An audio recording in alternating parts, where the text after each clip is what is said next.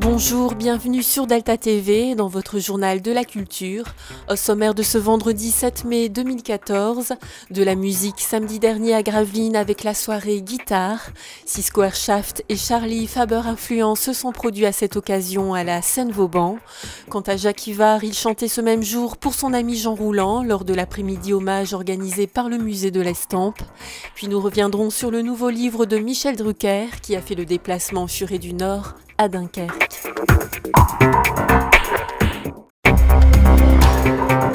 Jacques Ivard a chanté lors de l'après-midi hommage à Jean Rouland. Ce dernier tire sa révérence ou du moins se laisse du temps pour réfléchir à la suite. Nous l'avons rencontré juste avant sa prestation.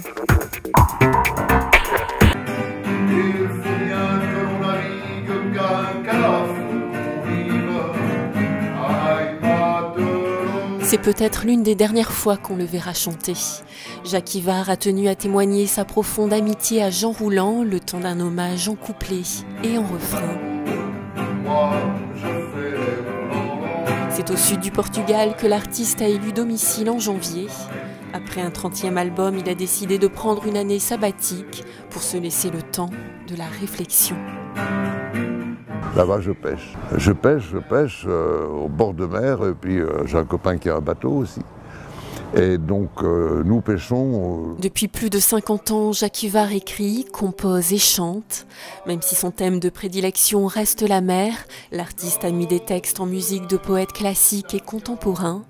Il s'est aussi produit à travers le monde, notamment grâce à la langue de Zamenhof, l'espérantisme.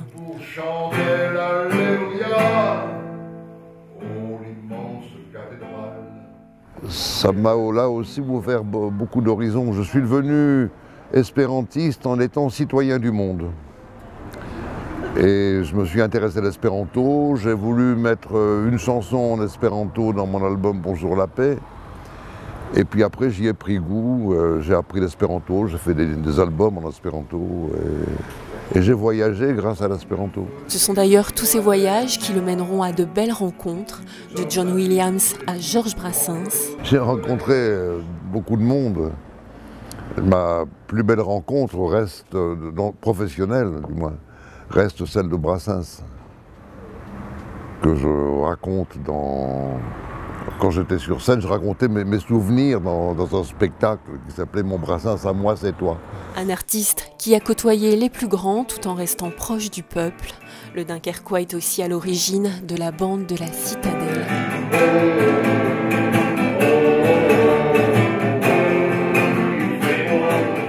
C'est moi qui l'ai mise en route. Ça, c'était dans les années 80-83, je crois. Oui, il manquait quelque chose le lundi entre la bande de Dunkerque et la bande de Rosendal. C'est pour ça qu'il fallait boucher un trou. Puis le quartier était encore très vivant. Maintenant, c'est plus comme maintenant. Le quartier, il y avait 26 bistrots en Citadelle. Et un soir de bande, je les ai tous faits. Après avoir consacré sa vie à sa passion, la chanson, Jacques Ivard lui tourne aujourd'hui le dos pour profiter de la vie. Allumez-moi des soleils de folie, des reflets, des mirages, des plaines. N'y aura-t-il jamais, quoi qu'il arrive, que des oiseaux peinent. Et c'est toi le captif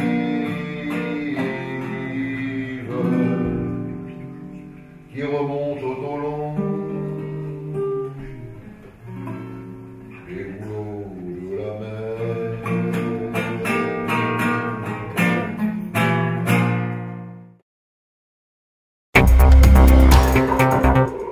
Michel Drucker est venu au Furet du Nord pour dédicacer son nouveau livre De la lumière à l'oubli, paru aux éditions Robert Laffont, un ouvrage où l'animateur dresse le portrait de nombreuses célébrités qui ont marqué sa carrière.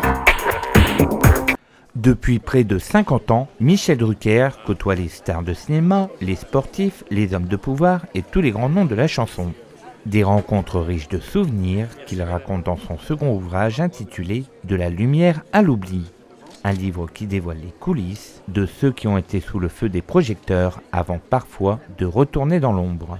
De la lumière à l'oubli, c'est un livre qui s'adresse pas seulement aux gens de mon métier, c'est les politiques. Qu'est-ce que c'est qu'un homme politique qui n'a plus d'électeurs, un chanteur qui remplit plus les salles, un acteur qui tourne plus, un animateur qui fait plus d'audimat et un joueur de foot qui est blessé et qu'on ne reverra plus jamais. Moi, j'ai toujours été fasciné par ceux qui tombaient du train. Voilà, j'ai toujours été plus intéressé par ceux qui sont en position de faiblesse que ceux qui sont en position de puissance. De ses débuts de commentateur sportif à Vivement Dimanche, en passant par Champs-Élysées, Studio Cabriel et bien d'autres émissions télé, il raconte son parcours et celui des célébrités qui ont marqué sa carrière à travers de nombreux portraits, récits et anecdotes. C'est un livre sur un devoir de mémoire où je parle à la fois de Jacques Martin. Je lui ai succédé il y a 14 ans et croyez-moi, je me suis posé beaucoup de questions parce qu'il était là depuis 22 ans. Je rends hommage à Sevran parce qu'il me manque. Je rends hommage à Le Luron et puis je raconte également des gens qui ont fini leur vie professionnellement chez moi. C'est le cas d'Éric Chardin qui est mort 2 jours après Vivement Dimanche. Je parle également des gens qui existent encore aujourd'hui. Je rends hommage à Belmondo. Je raconte en détail l'émission la plus importante que j'ai faite depuis longtemps, qui restera une des émissions les plus importantes de ma vie. C'est les 80 ans de Jean-Paul. Il a 81 ans bientôt, avec un AVC gravissime qui aurait pu le tuer. Et ça fait 10 ans qu'il continue à vivre avec ce handicap. Donc c'est un message également d'espoir pour ceux qui pensent que quand on est au bout du chemin, c'est fini. On y retrouve également le parcours de Léon Zitrone, Daniel Gilbert, le commandant Cousteau, Dick Rivers, Gilbert Bécaud, Renaud, Ségolène Royal et bien d'autres. En somme, quasiment tous les grands noms qui ont marqué le quotidien de 3 générations de téléspectateurs. Vous pourrez retrouver un portrait plus complet de Michel Drucker dans l'émission Plein Phare de mardi prochain à 18h30. Amateur de blues et de ragtime, Six Square Shaft était en concert samedi soir à la Seine-Vauban à Gravelines, à l'occasion de la soirée guitare organisée par Ratouville, en rencontre avec l'artiste qui vient de sortir un nouvel album, Good Hand.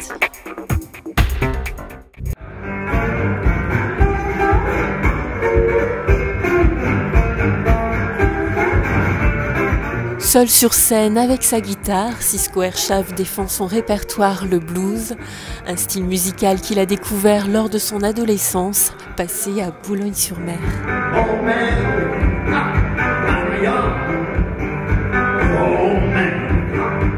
Il s'était installé au large de Boulogne une radio pirate, enfin ou plutôt une radio libre, qui s'appelait Radio Caroline, et qui s'est installée donc en dehors des eaux territoriales pour pouvoir émettre en France.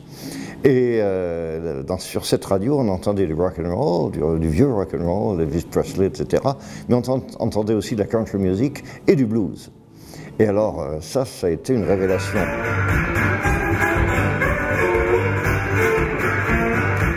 Et je me suis dit, c'est une musique que j'ai envie de jouer. Donc j'ai pris une guitare, j'ai acheté une guitare pour jouer cette musique. Et d'ailleurs, franchement, pour l'instant, je joue du folk, du blues, mais je n'ai jamais vraiment essayé de faire autre chose. Et c'est en traversant la Manche qu'il va se former à ce genre musical auprès d'un musicien. C'est John James. C'est un Gallois que j'ai rencontré dans un pub au Pays de Galles, d'ailleurs, dans un tout petit bled qui s'appelait Lampeter. Et alors, un soir, j'étais dans ce pub et j'ai vu qu'il jouait de la guitare, donc je me suis approché de la table où il jouait.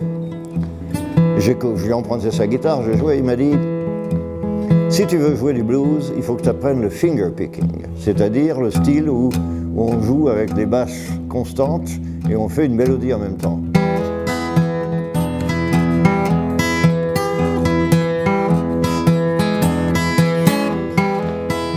Six Square Shaft va rencontrer par la suite des pointures du blues, notamment une qui marquera un tournant dans son interprétation musicale. Une des rencontres qui m'a quand même le plus interpellé et le plus frappé, ça a été quand j'ai rencontré M. John Lee Hooker et qui m'a invité à faire une petite tournée avec lui, comme sideman, c'est-à-dire jouer de la guitare derrière lui, et c'était magique. Alors il m'a beaucoup appris sur l'esprit du blues. Parce que c'est vrai que je jouais du blues, mais à l'oreille, c'est-à-dire en écoutant les musiciens. Alors qu'avec Johnny Hooker, c'était pas possible. Parce que d'un jour sur l'autre, il allait jouer le même morceau, mais pas dans la même tonalité, pas sur le même rythme, c'était juste les paroles qui ne changeaient pas. Donc on était obligé de s'adapter tout le temps. Et le blues, c'est ça, c'est une musique vivante, c'est une musique où on improvise beaucoup. Ça va être de l'improvisation au niveau du rythme, au niveau de l'esprit qu'on y met, au niveau de l'âme. Cisco Airshaft, c'est un parcours riche et bien rempli, avec encore un rêve à accomplir, jouer sur un festival dans le Mississippi, la terre du blues.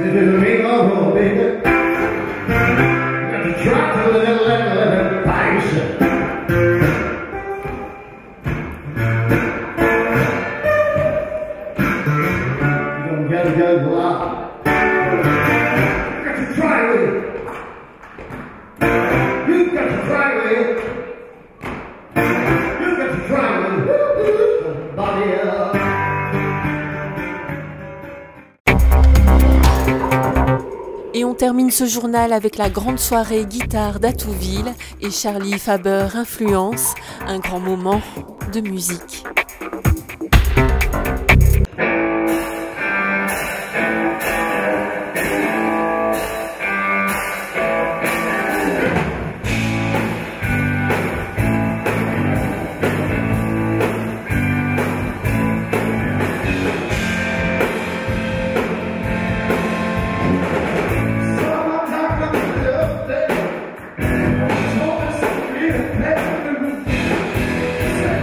You got